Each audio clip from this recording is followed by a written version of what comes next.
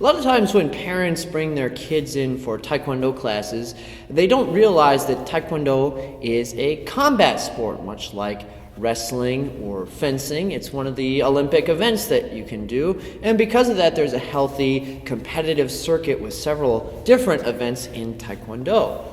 And today I'll specifically be talking about the sparring portion because I think sometimes it catches people off guard. It catches them a little bit by surprise.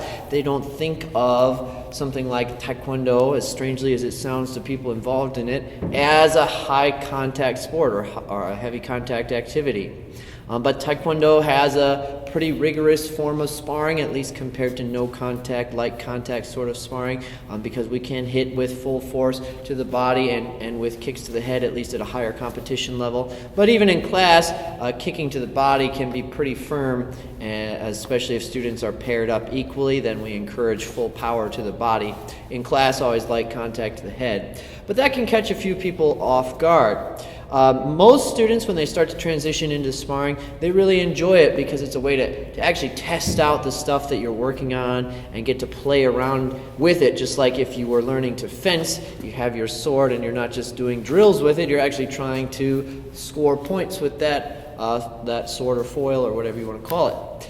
And so the same is true with Taekwondo. We have this resistance format where you can try out your techniques. Now, sometimes what happens is we'll have students who, for whatever reason, either they don't connect the dots unintentionally, they just can't figure out why we structure the drills the way we do, or they think they have a better route. Whatever reason, they don't pick up the necessary skills to get good or to stay protected, I should even say, when they're doing their sparring in class. Now, we start students sparring at purple belt. They could do it before that if they wanted to, but we kind of force it on students at purple belt because it is such an important part of the training. We don't let students move past the purple belt rank until they have started their contact sparring. So, that's if you're under 30. So that being said, what are some things that we work on to help prepare them for that contact sparring so it's a good experience when they jump into it? Well, of course, number one, we work on the techniques that you use, the kicks and the punches and so forth, and that's something that everybody sees and notices. Like, we work on a front leg roundhouse and then you use the front leg roundhouse in sparring. But there's a much more, I would say, essential component that is taught that a lot of people miss or they don't put into the right context. And I'm always trying to work on developing from my end a way to communicate these things better to kids, but it helps if they watch matches and it helps if they really try to put themselves in a beginner's mind state where they're receptive to the feedback and they trust the coaches here rather than in a state where they're believing they have the better route because it's what feels natural to them in the moment. So here's three things that I think are absolutely critical if you want to have fun in sparring. So, number one, you have to be able to move around, to move out of the way. If you stand still in sparring, you get hit hard. And frankly, that's the part that's not fun. Now, everyone can take a hard hit here and there, but if you're just constantly getting hit hard, I don't care who you are, that's not fun for anybody. You have to feel like you have a chance. So movement is critical, and from day one, we start students on footwork training to help them learn to evade and to position themselves for their own attacks. But if you're flat-footed, you're just standing there, you're going to get hit hard. You've got to stay light and moving around, like we always say. So if you're ignoring that component, you're probably going to get hit hard. Number two, you really, for the sport of Taekwondo, have to get comfortable fighting from a sideways cover guard position. So from this side, we teach one hand down, one hand up by the shoulder. This is a shell, so it's covering as much surface area as possible at once. That way, if someone kicks toward the front side of my body, I'm covering as much as I can at once. If they kick toward the back, I can go over here with room for error in case I think they're going that way and then they come around the other way. I've got as much surface covered at once.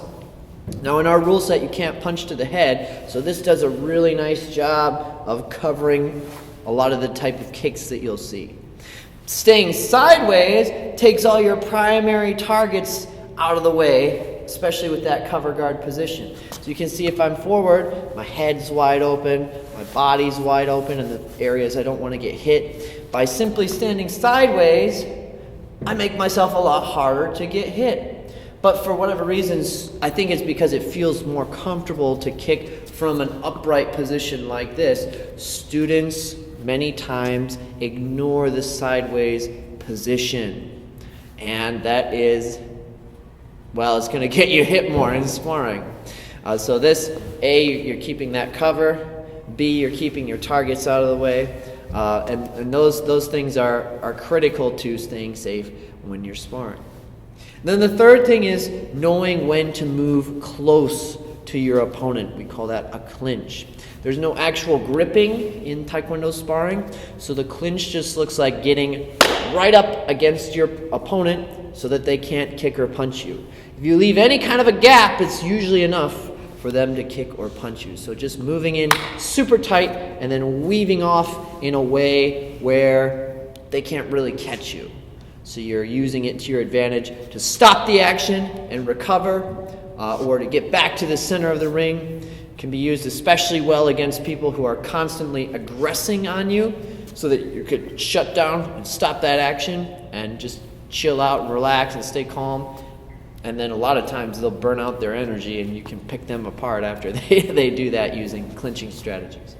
But anyway, those three pieces are essential to having good defensive skill when you spar. And my opinion of it is, you don't have to be winning a match to enjoy sparring. You don't have to be aggressive to at least tolerate sparring. You just have to be able to keep yourself well defended. And the saying, a good defense is a strong offense, is often, I think, misinterpreted as meaning that defensive skills are not as important. But the fact is, you have to have a solid defense before you can start to have a solid offense. Because, for example, if I'm being offensive from the wrong position, throwing my kicks from here, I leave myself wide open to counters. Whereas if I have a strong offensive position from my defended posture, well, then I can have a good offense that is also a good defense. But you need the right positions first. Imagine a boxer not having their hands up and their chin down, just swinging from here. A strong offense from that position is not a good defense. So, if your child is not enjoying sparring, it's probably because they're missing one, if not all, of those key three pieces. So what are some things we can do to try to develop those things? Number one, I would have them watching actual Taekwondo sparring matches regularly. The martial arts that we watch on TV often looks quite different from what an actual fight situation presents itself as. So you have to understand what those differences are, and you can intuitively build that understanding just by watching actual matches. So watch Olympic Taekwondo sparring matches, number one. And if you're really having a hard time with that, I'd watch at least 2 or 3 a week for a while just to get an understanding of what it is you're actually trying to accomplish.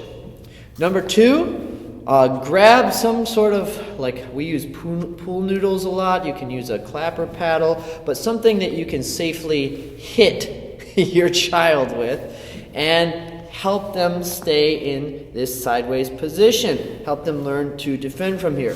We do this drill all the time in class, paddle sparring or noodle sparring, where one student tries to hit the other student with something soft like that and help them develop their defensive skills. So learning to stay here, move out of the way, lean out of the way, and use the hands to cover and defend from that position. And the person should always be thinking, after I defend, I should be able to hit back. So if you can help your child build that skill, that's a drill you can do all the time at home. It's fun too, it's a lot of fun. Helps them learn to move around. And then I'd say the big thing is just to be encouraging with them that they can do it, that they can survive these things in class, and that once they push through that, it does become a lot more enjoyable. But a lot of times with the students who aren't natural with sparring, you have to push them over that hump. And you know what?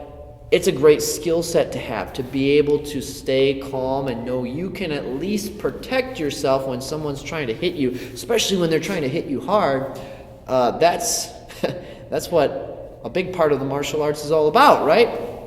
So that's something you can't develop by doing drills only, by doing forms, things that those students might enjoy. You can't develop the martial side very well just doing those things. So encouragement goes a long way, and of course we're here to help too. And if I know a student who has a hard time with it, I can always work to try to pair them with an assistant or something like that to help them develop those skills. But the big thing there is they have to be open to receiving this information. Like I say, for whatever reason, there are some students who think in their mind that they've got the better solution. And then when they go to spar, they find out, no, actually, I'm getting hit all the time, but they never connect the two dots, that they're not following the advice of their instructors or coaches, and what they're doing is not actually working in the matches. They're not connecting the dots there. They're not seeing that if they did follow the advice of the coach, they would do better in the matches, right? So if they're open, we're happy to help.